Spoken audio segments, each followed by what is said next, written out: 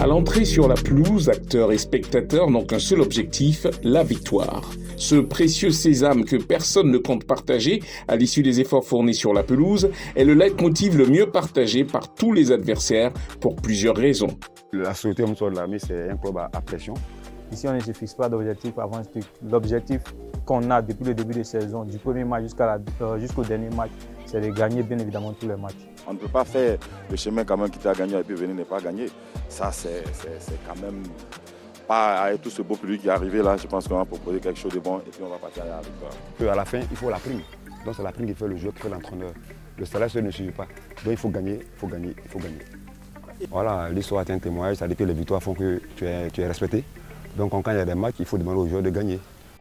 Si remporter tous ces matchs paraît une utopie, le staff technique planifie évidemment d'abandonner des points en cours de chemin après certains matchs. Oui, et effectivement, quand on donne un calendrier, on essaie de faire des calculs. Je dis, bon, si on a 4 matchs, les 4 matchs, un match gagné, ça fait 3 points. Donc les 4 matchs, si on gagne les 4 matchs, ça nous fera 12. À défaut d'avoir 12, il faut quand même au moins avoir au moins 10 points. Parce que le football, c'est la gestion du temps et de l'espace. Un exemple simple, le coach nous donne ses directives, c'est-à-dire de la première journée jusqu'à la 5e journée, il a un nombre de points que lui, il veut avoir.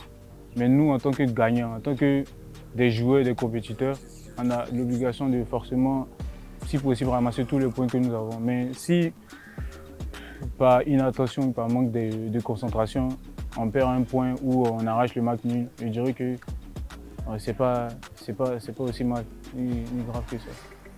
Oui, mais en fait, je pense qu'avant de commencer le championnat, on a des informations sur tous les clubs.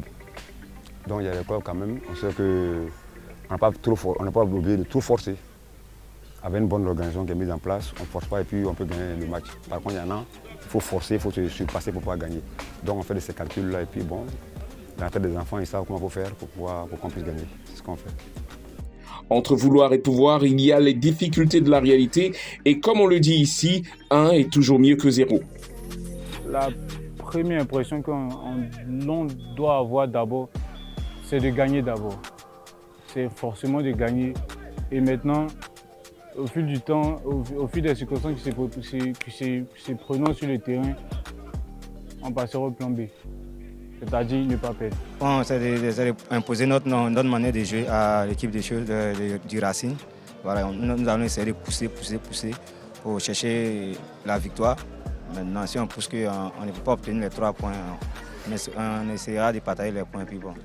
J'ai dit aux enfants à tout moment que nos matchs, c'est des matchs de finale pour nous. On est obligé, soit on va au match nul, soit on va pour une victoire. Normalement, c'est la victoire que nous cherchons. Mais à défaut de victoire, il faut prendre le match nul. Je dirais que moi, je n'ai pas pour habitude de célébrer les nuls comme une victoire. Parce qu'un nul, c'est un nul, une victoire, c'est une victoire. Vu le scénario de certaines rencontres, il y a des matchs nuls qui sont savourés dans les vestiaires. Soit l'IS de Sassandra à Gagnoa en 2018-2019. C'était la 5e journée, je me rappelle bien.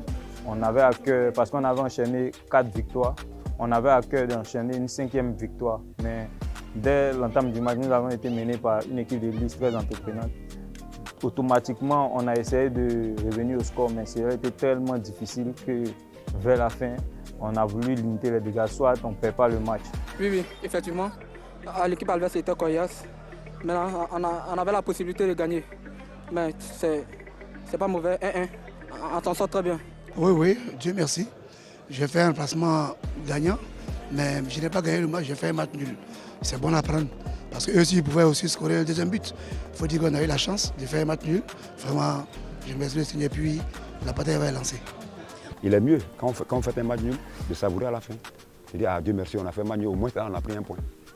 Donc il y a des matchs nuls qui sont salutaires. Qu'il joue le maintien ou qu'il soit logé dans la zone rouge du classement, la victoire demeure la cible, même si la priorité est ailleurs. Quand j'étais à Korogo, il faut qu'on soit clair dessus, ici à la SOA, ce n'est pas le même objectif. Mais je pense qu'en début de saison à Korogo, d'abord d'un peu de temps, comme l'équipe venait de monter, il fallait d'abord chercher le maintien. Mais pour avoir le maintien, il faut gagner les matchs. Donc tout l'esprit de gagne. C'est ce qu'on demandait aux joueurs de Korogo de le faire.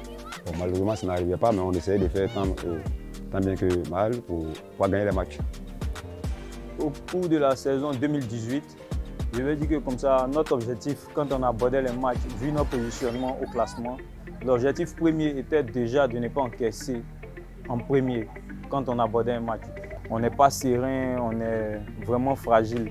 Donc on joue défensivement. Notre premier objectif est de bien défendre dans un premier temps.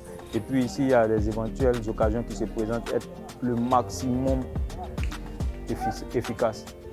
En période de doute, l'objectif devient clairement minimaliste.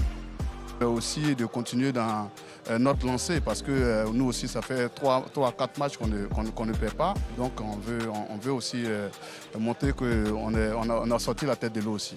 Jouer pour ne pas perdre, c'est très dangereux pour un footballeur.